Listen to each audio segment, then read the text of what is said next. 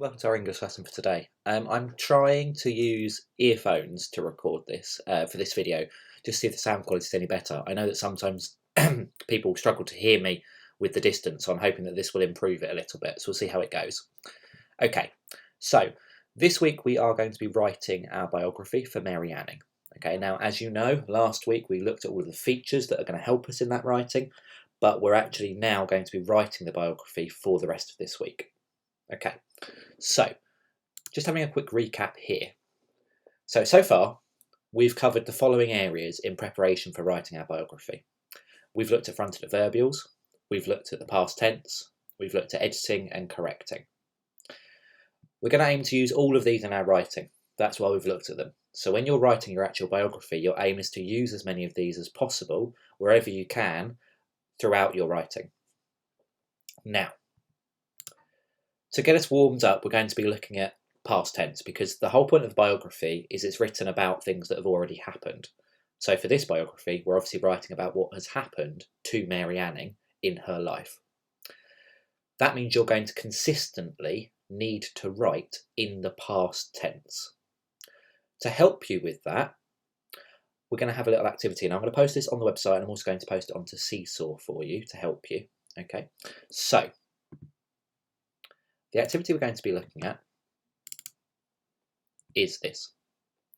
You have here a paragraph. Now, at the moment, the paragraph is not written consistently in the past tense. So you will need to change some of the words to the past tense form, particularly the verbs. So if I show you an example, as we, my dog Hodge and I, approach the playing fields, well, I know that approach is in the present tense, so I'm going to need to use ed on the end of that to make it approach. If we carry on looking through, we turn that into approach, the playing fields. Hodge is straining to pull away. Well, Hodge is, again, is in the present tense, so we're going to need to use was. Hodge was straining to pull away. Or we could change it to Hodge strained, again with the ed ending, to pull away. So I'd like you to have a look through this paragraph and correct it so that it is in the past tense. How you choose that to do that is entirely up to you. It will be uploaded on Seesaw for you, so you can annotate it with the pen tool. You could record yourself saying it in the past tense. It will also be on the website, so you can do it on there if you prefer. So pause the video now, have a go at that, please. Okay then, back to the lesson. So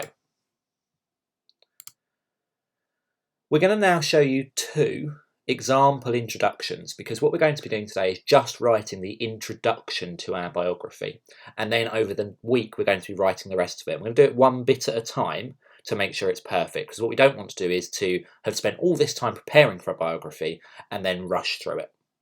So the first thing we're going to write is our introduction. Now I'm going to show you the two examples. So this is the first one. Mary Anning was born in Lyme Regis on the 21st of May 1847. She was most famous for being the first female fossil hunter and paleontologist. Due to her fame, a well-known poem, She Sells Seashells, that's a hard one to say, was written about Mary. That is a perfectly good introduction that you could use. I'm now going to show you a second one and see what you think. Born in 1847, Mary Anning was a famous fossil hunter and paleontologist. She grew up in the town of Lyme Regis, an area well known for containing many fossils. Her later fame resulted in a poem, She Sells Seashells, said it wrong, being written about her. So, both of those introductions contain the same information, but they are written in slightly different ways. So I'm going to show you number one again, and number two. And I want you to let me know, well, you can't really let me know. I want you to have to think about which one you prefer. Write down one or two for me now, and then I'm going to tell you which one I think is better. Okay, so for me, number one is perfectly fine. But with the exception of here, the sentences are quite simple. I prefer the second one. Born in 1847, lovely fronted adverbial.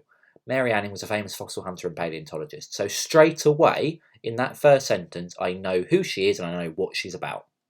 I know what she's famous for. And that's what an introduction should do. It should tell us the key information immediately.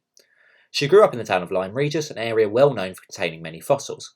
Again, nice bit of extra information there. Her later fame resulted in a poem, I'm not going to say it again, being written about her. I personally prefer this one, but either is absolutely fine for you to use. So what we're going to think about now is writing one together.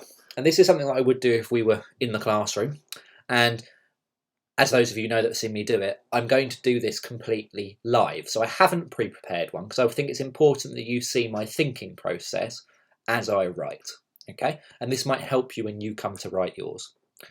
Now I've got two perfectly good examples here, so I'm not going to ignore them.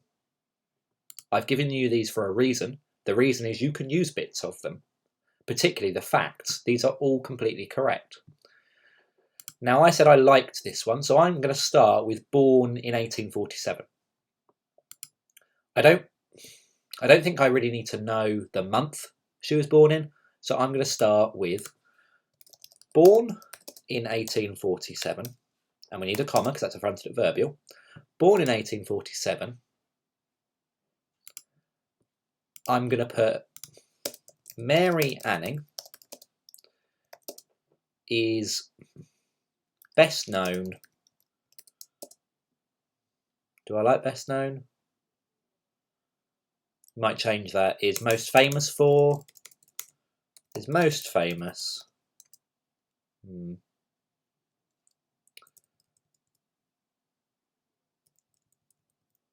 Mary Anning was. Remember, we've got to be in the past tense here. Mary Anning was born in 1847. Mary Anning was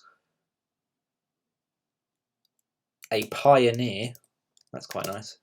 Pioneer means the first person to do it. Was a pioneer in female paleontology. And again, I've spelled it wrong, and that's absolutely fine. This is a live thing. So paleontology is there for you. Paleontology. Right, let me just recheck it. So born in 1847, Mary Anning was a pioneer in female paleontology. She is best known for her, and this is the only time really I can use that present tense because I'm saying what she's best known for now, even though it happened in the past. She is best known for her discovery, for her work with fossils in the Lyme Regis area. Okay, so born in 1847, Mary Anning was a pioneer in female paleontology. She is best known for her work with fossils in the Lyme Regis area. So if you notice there, I didn't type it in one go. I had a review and I'm still not sure I'm quite happy with it. So I'm going to go back to my examples and check if there's anything in here that I prefer. So famous fossil hunter and paleontologist. She grew up in the town of Lyme Regis. Okay, that's fine. I've got that in there. Due to her fame, and then I've got to put back the poem in there. Okay, she's best known for her work. So that's the start of my introduction. I still need to put about where she lives, and I still need to put a little bit more about an interesting fact in there, like the poem. Okay? So, how am I going to do that? Well, I'm not going to do it because I want you to have a go. And you've now got 2.5 examples of an introduction that you can use to help you with yours. So your task for today is to write your introduction for the biography, and just the introduction. So it's just a paragraph, 3 or 4 sentences.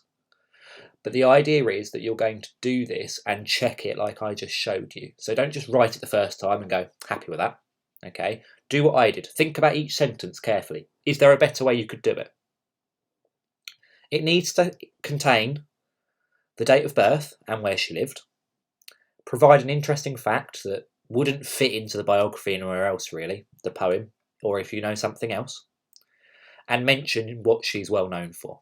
Remember, this is sort of the snapshot of what the rest of the biography is going to be. It's to hook us in. Okay, so it needs to be interesting and it needs to tell us who she is and what she's about. Okay.